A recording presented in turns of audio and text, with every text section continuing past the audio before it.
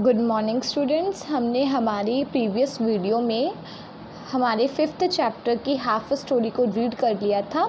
इसमें हम हमारी नेक्स्ट स्टोरी को रीड करेंगे।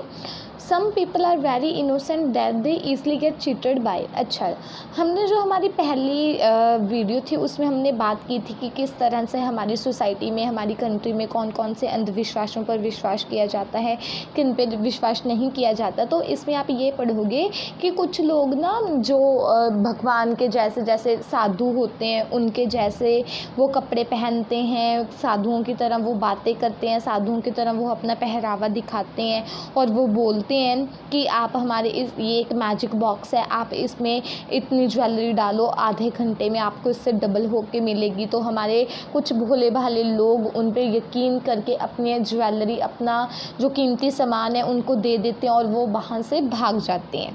तो इस तरह से भी लोगों के साथ चीटिंग होती है। ऐसे बहुत सारे इंसिडेंट हैं, ये ओनली एक नहीं है, ऐसे बहुत सारे इंसिडेंट है जो आप न्यूज़पेपर्स में देखते हो। These sadhus cheat innocent people. You should not believe them. On the other hand, inform the police about them.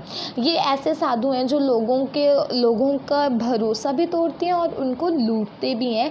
तो आपको कभी भी इनके ऊपर यकीन नहीं करना, आपको इनके बारे में पुलिस को बता देना चाहिए। There are various kind of a senseless belief in our society. Some children believe in ghosts. They do not know that there is nothing like ghost in the world. You should not forget about everything in the world run by God. तो बच्चे बहुत सारे ऐसे superstitions हैं, अंधविश्वास हैं। कुछ बच्चे मानते हैं कि भूत होते हैं, वो भूतों में यकीन करते हैं, लेकिन आपको इसमें कोई भी बिलीव नहीं करना चाहिए। आपको ओनली वन बात याद रखनी चाहिए कि जो भी इस समाज में, इस वर्ल्ड में, इस संसार में होता है वो सिर्फ और सिर्फ परमात्मा की वजह से होता है। वो हर एक चीज़ के जो करता धरते हैं वो हमारे प्रभु हैं।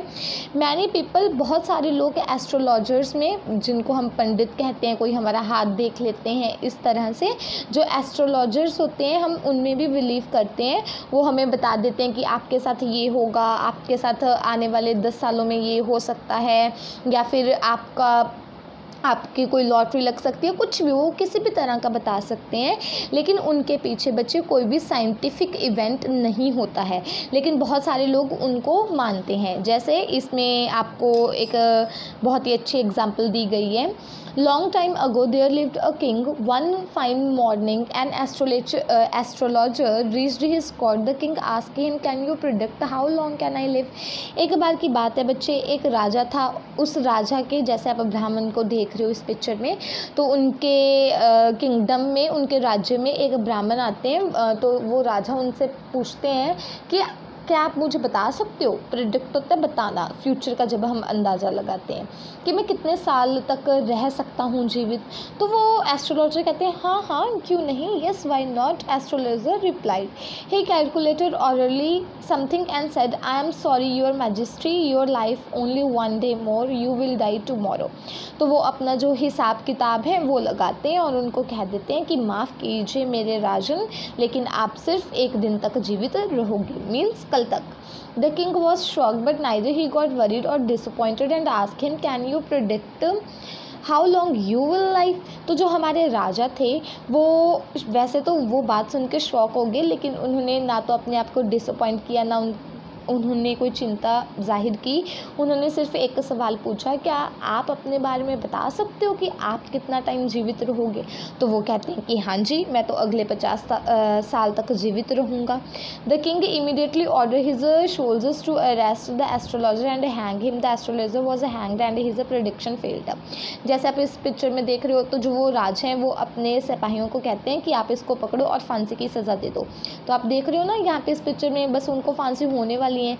तो इससे क्या पता चल गया कि वो तो कह रहा था कि वो तो 50 साल जिएगा, लेकिन उसकी तो मृत्यु अभी आने वाली है। तो कि जो उसकी प्रेडिक्शन थी वो फेल हो गई थी। Everyone should have faith in God. He is the creator and the ruler of the universe. Pray to God from the bottom of heart. It is the best omen. So it is nothing good to be blind by superstitions. Do not become a victim of a superstition and irrationally। इसमें बच्चे आपको क्या बताया गया है कि भगवान पे भरोसा रखो, पूरा अटूट भरोसा रखो, क्योंकि वो क्रिएटर हैं, उन्होंने हमें बनाया है, वो रूलर हैं, वही हमें चलाते हैं। आप अपने सच्चे दिल से, आप अपने पूरे दिल से अपने जो रब हैं, अपने जो भगवान हैं, उनकी प्रार्थना करो। ये सबसे बड़ा ओमन है। कहते कि लेकिन जो हमारे वैसे ही बहुत सालों से चलते आ रहे हैं अंधविश्वास, आप उस पर मत यकीन करो, आप कभी भी उसका यकीन मत बनो, आप उस सेंसलेस थॉट्स में ना फंसो। आप अपने रब से प्रार्थना करो और अपनी मेहनत करो और अपनी लाइफ में सक्सेसफुल बनो। तो जो आप लोग हो, आप एजुकेटेड हो, तो ये आपकी भी ड्यूटी बनती है कि जो लोग इन सुपरस्टिशंस में बिलीव करते हैं, उनके खिलाफ आप अपनी आवाज़ उठाएं और उन्हें यह समझाने की कोशिश करें कि यह सब हमारे मन का वहम है। तो इस स्टोरी का मॉरल क्या है? Never practice superstition in your life. कभी भी किसी भी अंधविश्वास को आप अपने जीवन में करके ना देखें, उसको प्रैक्टिस में ना लेके आए। तो इस स्टोरी में से कौन सी चीज़ें हमें सीखनी चाहिए? We should never become a victim of any superstition. हमें कभी भी किसी भी अंधविश्वास का हिस्सा या पात्र या उसका शिकार नहीं बनना चाहिए। Raise your voice against it whether या wherever you find it around you. जब भी आप अपने आसपास ऐसे देखें कि कोई लोग या कोई भी इस अंधविश्वास को मान रहा है, तो उसे समझाएं, उसके खिलाफ आवाज़ उठाएं। क्या बातें आपको ध्यान में रखनी है?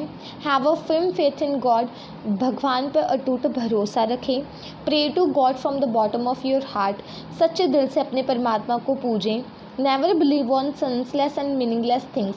ऐसी अंधविश्वासी बातों पर कभी भी यकीन ना करें। तो आज हमारे इस चैप्टर की स्टोरी कंप्लीट होती है। चैप्टर पूरा अच्छे से रीड करने और समझने के बाद इसका बुक वर्क सॉल्व करने की कोशिश कीजिएगा। Thank you.